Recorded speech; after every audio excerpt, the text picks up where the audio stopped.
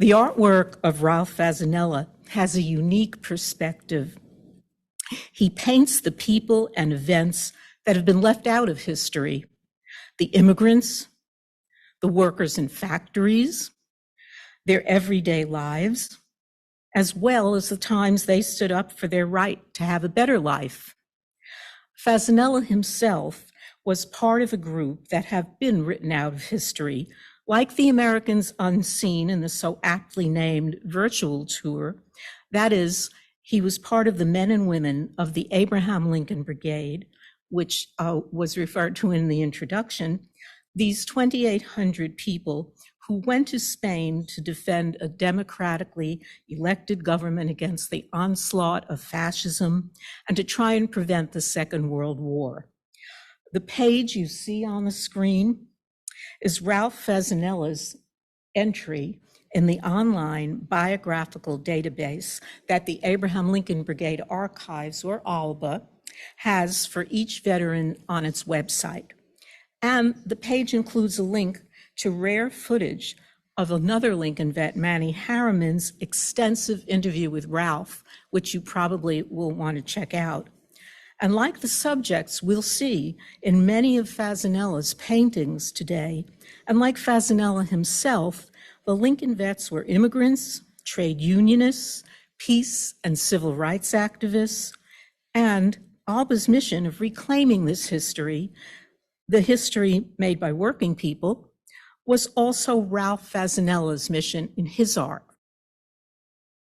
He gave us back our collective memory of the Bread and Roses textile strike, of the martyrdom of the Rosenbergs in Garden Party, of the assassination of JFK in American Tragedy, and celebrated our energy and spirit as we came together in peace, labor, and civil rights movements in this depiction of a May Day celebration in 1948. Through his art, he gave an identity and dignity to our unsung heroes and histories, and even our martyrs. They are people in conflicts from the last century, but they have so much to tell us about our lives and times right now. What makes Fasanella's work so powerful and so worthy of our note in this conference is the skill and mastery with which he tells these stories, bringing all the elements of art and design, composition, shape, color, pattern, texture, to make these stories not merely talk, but to sing with eloquence. It's the way these formal elements advance the emotional punch of the narrative of the work that makes it so complex and so layered an experience when you see a Fasanella painting. Perhaps after close examination, we may even come to reconsider the accuracy of his classification as a, quote, primitive, unquote, artist. This slide of the seated woman in a yellow dress painted in 1954, in the spring of this year, this portrait appeared in the Outsider Art Fair in New York City. And when the New York Times called it, quote, a standout, a rare full-length portrait that should be in a museum, unquote, it demanded a closer look. This dignified, serene woman is placed in the center of the canvas, not really looking out at us. Her eyes are closed, perhaps in meditation or reverie. There's an inner calm about this woman, and the colors she's wearing are not only ones which are flattering to her, but are part of a very controlled palette, which unifies the composition at the same time expressing a theme. The red, yellow, green, and dark browns suggest the colors of the nascent Black Power and civil rights movements, the movements which insisted on the dignity and beauty of people of color. Fasanella uses curved lines around her crossed knees. He must have carefully observed what happens to our clothes when we sit down, as her jacket slants. Her jacket slants with a gentle movement. in the picture. And it slants across her chest and it opens up across her lap. That gentle movement, which he accentuates, contrasting the geometric elements in the dress pattern with the similar elements in the background. For instance, while the rug pattern and dress pattern have similar color schemes, the skirt has smaller shapes, arranged in curved horizontal bands, which build up her form. They frame her legs above the rug, which the rug itself is a somewhat larger geometric patchwork of squares and closing circles. She's sitting in a room which is filled with books, and perhaps those are LP albums, if we remember those, in a bookcase along the back wall, topped with a candelabra and a wood carving. The top pattern of her dress echoes the shapes of the books and their shelves, only in smaller proportions. And the fabric is swaying as it pulls across her chest. The presence of so many volumes of books and perhaps music albums in her house tells us something about the education and culture of the sitter, connecting her to literature and music, to thoughts and ideas. In regard to books and the ideas they represent, here's what Fasanella himself had to say about another canvas, Gray Day, where he painted the execution of the Rosenbergs. He said, the Rosenbergs weren't killed for anything they did. They were killed for their ideas. And that's why I put books all around them. These symbols of culture and learning are not only on the shelves in the background of the woman in the seated yellow dress, but are a part of the figure herself, literally close to her heart on her clothing. Similarly, her earring, extending from her earlobe, is a compositional variation on the calligraphic forms making up the candelabra. But it's also serving as a symbolic extension of her being, associating the sitter with the art and sculpture in the picture. The upholstery pattern on the chair down below is repeated with a variation on the wall, suggesting a textured wallpaper. But that treatment of the wall stands out from the other green pattern and unpatterned areas in one important way. It's the area of the canvas where the thickest paint is applied in very visible strokes. This serves to frame and anchor the subject in the manner of an ancient bas-relief. And I think it's more apparent if you had the opportunity, as I had, to see it in person at the Outsider Art Fair, and you could really see the difference in the textures. This use of rectangular objects to anchor the sitter was used by Cézanne in his portraits of a woman with a coffee pot or his boy in a red vest. Fasanella had studied the innovations and techniques of the giants of art history, which he then incorporated into his own unique means of expression. Coming back to the arms, the picture, the arms of the wooden chair open up to us at a wide angle, presenting the subject to us as if she's a figure on a throne or a deity, or with the importance of a head of state. And her short natural hair points upward so that the oval of her face comes out at us in the half profile. We've seen it in hieroglyphics, or in the African masks that inspired Picasso's Demoiselle d'Avignon, or in a Modigliani. Her face, our sitter here, overlaps a rectangular mirror. I can show it here. And overlapping the rectangular mirror, it brings her face, it anchors and spotlights her. If the edges of the door and the TV were not there on the right-hand side, the figure of the woman would not have as prominent a place in the foreground. It brings her forward as it frames her and it highlights her. So Fasanella has used all of these formal means to imbue this portrait of a seated woman with a monumentality, the equal in gravitas to his large political panoramas.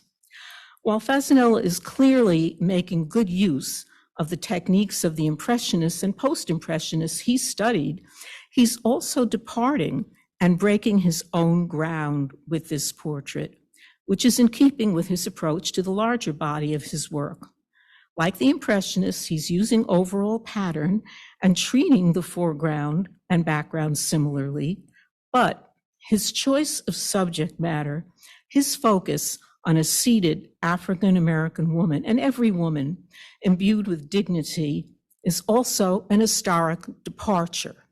Historically, such portraits were the exclusive practice of the upper classes, who commissioned their portraits from a Sargent or a Reynolds, or of royalty who used their portraits to arrange marriages and alliances. Fasanella has surrounded his sitter with all of the symbolic objects that these painters placed next to their subjects, only they are the things that Fasanella values and that matter to him, the cultural heritage he respects. And through his art, he urges us to admit this portrait of a formerly unseen person to the museums and to our cultural pantheon. A great contemporary of Fasanella's, the playwright Arthur Miller, dealt with social issues in his own art form, also going against the prevailing fashion of the day in postmodern theater for more abstract means of expression. Miller was a favorite of Fasanella, who included a reference to him in one of his paintings about the Rosenbergs, McCarthy Press, which you see here. And Fasanella said, I put a little sign, and I'm hovering about it in the lower left-hand corner. I put a little sign over there, and it said, go and see Arthur Miller, The Crucible. We were living in that time, the witch hunting, terrible time, unquote. In another play, Death of a Salesman, Miller wrote the classic line, attention, attention must be paid. Ralph Fasanella did pay attention to the working people who were too often invisible in our art, in our theater, in our history. He not only showed the injustices and inequities of our society and its harmful effects on individuals, like his sacrificed and sacrificing, hardworking Iceman father in this slide, but he celebrated what could be. He celebrated the gains that could be made through collective action in unions. In the next slide, the bench workers. He celebrated the dignity of workers and work. And this work from the Fenimore Art Museum, Bench Workers, Maury's Machine Shop, which I know those of you who took the virtual tour saw this morning, is one such painting that brings our attention to working people. And we saw it earlier in an earlier presentation, but this time I'd like to draw your attention here to the artist's masterful use of the formal elements of art to tell their stories. The beautifully modulated color scheme of calming blues set against the beiges of the cabinets and the browns draws you in. And although it's an urban indoor setting, this kind of southwestern color scheme of the turquoises and aquas is reminiscent of the calm of the turquoise skies and mesa flatlands. Technically, it can be more difficult to work with a limited color palette, but Fasanella uses that challenge to create myriad patterns and textures, while at the same time establishing a visual center of interest. He delineates specific textures, such as those industrial glass windows in the background, and he shows details in the fabrics of the men's work clothes or details of a notice for a sign-up sheet. Those glass windows not only suggest a tactile quality of their convex thickness and let in a softly shimmering light, but they're a strong compositional element in the overall pattern.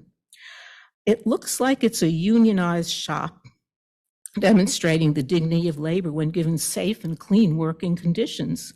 The open windows show a well-ventilated workplace, the men calmly concentrating on their jobs, not like that maniacally harried image of Charlie Chaplin in modern times when he experiences speed up.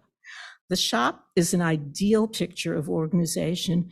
The equipment is easily accessible, and each item not being used is stored neatly under a cubby or a shelf. A first glance at the picture gives one a deceptive sense of the simplicity of the composition, especially when you compare it to canvases such as the Bread and Roses strike or American Tragedy or Watergate. However, a closer look reveals a very complex composition. The workers form a frieze, not posing for us, but going about their jobs, caught in the moment like Degas' studies of ballet dancers backstage in Paris. Their vertical, cylindrical shapes and the large rectangles of the workbenches inhabit the foreground.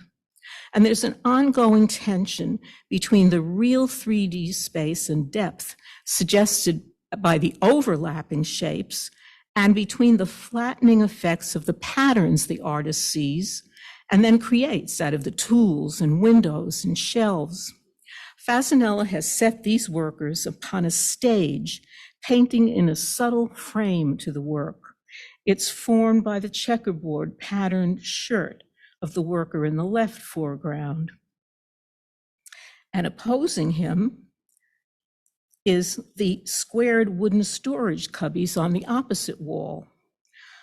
And they're horizontally joined together by the squares of industrial glass in the background windows, all variations on rectangular shapes. This pattern mosaic of an environment finds the beauty in these tools and the dignity of this work. Once again, Fasanella has expanded the surroundings in which works of art have traditionally been set, taking us from the drawing rooms of society or the palaces of royalty into the factory floors of ordinary working people. Throughout the slideshow, we've been seeing glimpses of the larger mural-sized canvases on which Fasanella works. I'd like to look at one now, the Death of a Leader, which the artist painted in 1954, shortly after the death of Vito Marcantonio. Although the canvas's dimensions are 30 by 40 feet and contain myriad crowd scenes and people looking out on the windows of blocks and rows of tenement houses, like the first picture we looked at today, in this talk, this painting is also a portrait, as our gallery tour was themed at earlier today. Fasanella focuses on the life of one remarkable and strong personality, tragically lost to us at the age of 52, and who, like Miller's salesman or Fasanella's Iceman father, was vulnerable. Marcantonio was vulnerable precisely because of his principles. Death of a Leader is a portrait of one person whom the artist cared about deeply, an unconventional portrait that tells about him through his absence, through what his loss meant to the people of New York City. Marcantonio was a member of the American Labor Party who served East Harlem's 7 terms in the U.S. House of Representatives, and he championed the rights of working people, immigrants. He championed civil rights, tenants' rights, and the poor. And he did so during one of the most difficult times to advocate for working people during the McCarthy period. He was admired by Fasanella, among other reasons, for the principled stand he took on political issues, eventually at the cost of his own seat. In the book Fasanella's City, Ralph said, Mark would get up on the corner and he'd say, well, he'd talk about Italians defending the rights of the Puerto Ricans and the blacks. Always took a principled position, no matter where he was. And he always stated his position, even if he lost votes. Beautiful how he did it. In The Death of a Leader, we learn about Marcantonio through the reactions of the people at his funeral, the long lines of mourners snaking around the block, seeing the police barricades that were either necessary to contain them or perhaps were an attempt to prevent contact. Fasanella, however, lets in this multiracial, intergenerational crowd, removing the barricades between the people and their leader in his casket in a surreal, magical, realist redesigning of the composition and of the street scene, as he gives us a church with open doors. He shows us Marcantonio through what he meant to the people of East Harlem who were grieving for him, an unconventional portrait told in mural-sized proportions, very fitting for the outsized legacy of Marcantonio. And so Fasanella uses every formal means at his disposal to draw our attention to these unseen Americans, insisting on their dignity and their place in history.